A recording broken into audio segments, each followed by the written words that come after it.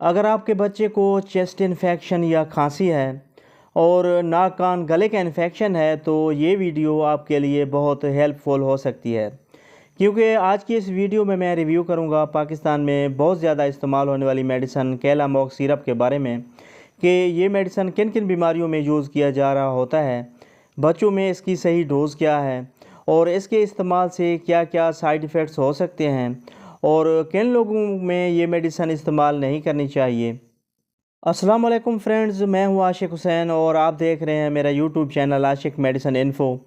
नए आने वाले दोस्तों से गुजारिश है कि मेरे चैनल को सब्सक्राइब कर लें, वीडियो अच्छी लगी तो लाइक करें और शेयर करें ताकि दूसरे लोगों का भी फ़ायदा हो। तो सबसे पहले बात कर लेते हैं कि कैलामॉक्स सिरप क्या है। बेसिकली ये एक एंटीबायोटिक यानी बैक्टीरियल इन्फेक्शन को ख़त्म करने वाली मेडिकेशन है जिसमें कोअमाक्सीक्लेव शामिल किया गया है। इसको ज़्यादातर उन इन्फेक्शंस को कंट्रोल करने के लिए यूज़ करवाया जाता है जहां सादा एंटीबायोटिक असर नहीं कर रही होती। कंपनी की बात करें तो ये बूश फार्मा की ब्रांड है।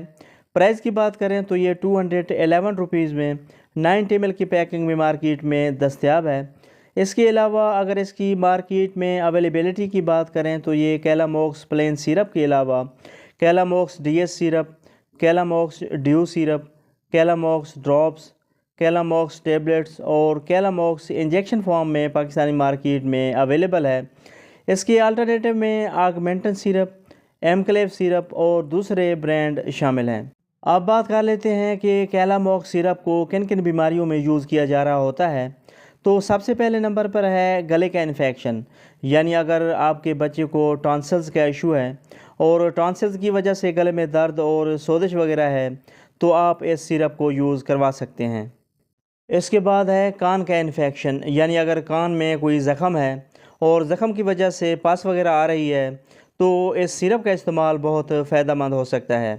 इसके बाद है सीने का इन्फेक्शन, यानी चेस्ट इन्फेक्शन, नमूनिया वगैरह, यानी अगर आपके बच्चे को छाती का कोई इशू है, खांसी है या सीने की जकड़न है या सांस लेने में दुश्वारी के मसाइल हैं या नमूनिया बुखार है तो आप इस सिरप को एज ए एंटीबायोटिक यूज़ करवा सकते हैं। इसके अलावा कैलामॉक्स सिरप का इस्तेमाल skin and soft tissues infection जैसे छोटे ज़ख़म, सेप्टिक ज़ख़म, दाने और फोड़ा फिंसी के लिए भी इसका इस्तेमाल बहुत मुफीद है। इसके अलावा पेशाब की नाली में होने वाले इन्फेक्शन को कंट्रोल करने के लिए भी अक्सर औक़ात इस सिरप को यूज़ किया जा रहा होता है। ये याद रखें कि ये मेडिसिन सिर्फ बैक्टीरियल इन्फेक्शन के लिए काम करती है, वायरल इन्फेक्शन जैसे फ्लू या नज़ला ज़ुकाम के लिए ये काम नहीं करती। अब बात कर लेते हैं इसके सही डोज़ की, यानी बच्चों में इसे कैसे और कितनी मिकदार में यूज़ करनी चाहिए।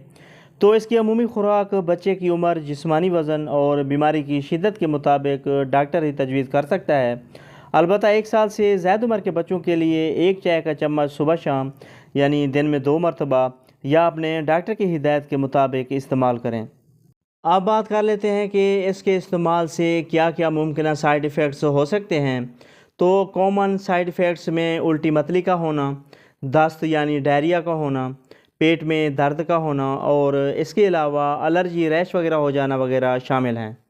कैलामॉक्स सिरप की एहतियात की बात करें, यानी किन लोगों को एहतियात करनी चाहिए। तो अगर बच्चे को पेनिसिलिन से एलर्जी हो तो इस सिरप का इस्तेमाल ना करें।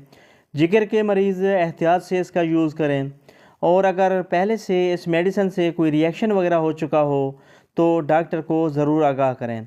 इसके अलावा एंटीबायोटिक्स को हमेशा डॉक्टर की हिदायत के मुताबिक इस्तेमाल करें और ख़ुद से मेडिसिन की डोज़ ना बढ़ाएं। अगर तबीयत 2 से 3 दिन में ठीक हो जाए तो भी मेडिसिन का इस्तेमाल बंद ना करें, क्योंकि इन्फेक्शन दोबारा होने का ख़तरा हो सकता है और बैक्टीरियल रेसिस्टेंट हो सकता है। तो व्यूवर्स, इसके साथ ही हमारी इन्फॉर्मेशन का एंड होता है। वीडियो पसंद आए तो लाइक करें, शेयर करें और मेरे चैनल आशिक मेडिसिन इन्फो को ज़रूर सब्सक्राइब करें। मिलते हैं नेक्स्ट वीडियो में, तब तक के लिए अल्लाह हाफ़िज़।